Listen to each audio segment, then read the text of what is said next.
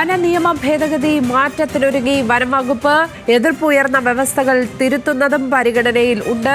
31-ന് തീരുന്ന ഹിയറിംഗിന് ശേഷം മാറ്റങ്ങൾ വരുത്താനാണ് തീരുമാനം. വിവരങ്ങളുമായി തിരുവനന്തപുരത്ത് നിന്ന് അഞ്ജു ജയപ്രകാശ് ചേരുന്നു. അഞ്ജു, വനനിയമ ഭേദഗതിയുമായി ബന്ധപ്പെട്ട് ഇന്നലെ കേരള കോൺഗ്രസ് എം മുഖ്യമന്ത്രിയെ കണ്ട് ആശങ്ക അറിയിച്ചിരുന്നു. നമ്മൾ വലിയ ചർച്ചയാക്കിയ വാർത്തയാണ് ഇത്. ഇതിപ്പോൾ അതിൻ്റെ ഇമ്പാക്റ്റിലേക്ക് വരുന്നു എന്ന് വേണം മനസ്സിലാക്കാൻ. ഏതായാലും വനം വകുപ്പ് ഒരു പുനരാലോചനയ്ക്ക് തയ്യാറായിരിക്കുന്നു എന്ന് വേണ്ടേ മനസ്സിലാക്കാൻ? അതെ ലക്ഷ്മി, അത് നേരത്തെ തന്നെ ഇത്തരത്തിൽ വനനിയമ ഭേദഗതിയുമായി ബന്ധപ്പെട്ട നിരവധി ചർച്ചകൾ ഉൾപ്പെടെ നടന്നതാണ്. നിരവധി ആരോപണങ്ങളും ഉയർന്നിട്ടുണ്ടായിരുന്നു. അതിൽ ഭേദഗതി അനാവശ്യ വിവാദങ്ങൾ സൃഷ്ടിക്കാതെ തന്നെ അതിൽ മാറ്റങ്ങൾ വരുത്താൻ ശ്രമിക്കുമെന്നത് വകുപ്പ് തന്നെ ഇപ്പോൾ സൂചിപ്പിക്കുകയാണ്.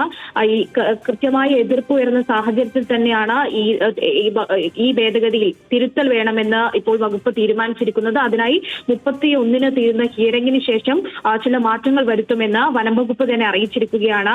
ഒപ്പം തന്നെ ഈ ഉദ്യോഗസ്ഥർക്ക് അത് കൂടുതൽ അധികാരം നൽകുന്ന നിയമ ഭേദഗതിയിലെ ചില വ്യവസ്ഥകൾ അത് പുനഃപരിശോധിക്കുമെന്നും മനസ്സിലാക്കാൻ സാധിക്കുന്നുണ്ട്. വകുപ്പ് 63 ആണ് പുനഃപരിശോധനയുടെ പരിഗണനയിലുള്ളത് എന്നാണ് നിലവിൽ അറിയാൻ സാധിക്കുന്നത്. ഒപ്പം തന്നെ ഈ ഫോറസ്റ്റ് ഓഫീസർമാരുടെ അവർക്ക് അവരുടെ കർത്തവ്യങ്ങളിലൊക്കെ നിർവഹിക്കുന്നതിന് പ്രധാന തടസ്സം സൃഷ്ടിക്കുന്ന ആരെയും അത് സെക്ഷൻ ഫോറസ്റ്റ് ഓഫീസർ മുതൽ മുകളിലുള്ള ഉദ്യോഗസ്ഥർക്ക് അവർക്ക് ആവശ്യമായി വന്നാൽ വാറന്റ് ഇല്ലാതെ തന്നെ അറസ്റ്റ് ചെയ്യാനുള്ള അധികാരം നൽകുന്ന വ്യവസ്ഥ അതുൾപ്പെടെ അധികാരം നൽകുന്നതായിരുന്നു ഒരു പുതിയ വ്യവസ്ഥ ഉണ്ടായിരുന്നത്.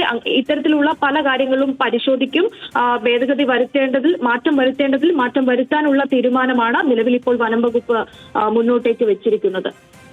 ന്യൂസ് മലയാളം വലിയ ചർച്ചയാക്കിയ വാർത്തയായിരുന്നു. വനനിയമ ഭേദഗതിയിലെ പ്രശ്നങ്ങൾ, അതുമായി ബന്ധപ്പെട്ട മലയോരവാസികളുടെ ആശങ്ക നമ്മൾ പൊതുജന സമക്ഷത്തിൽ എത്തിച്ചിരുന്നു. കഴിഞ്ഞ ദിവസം കേരള കോൺഗ്രസ് എം അവരുടെ ആശങ്ക അറിയിക്കുന്നത് കണ്ടതാണ്.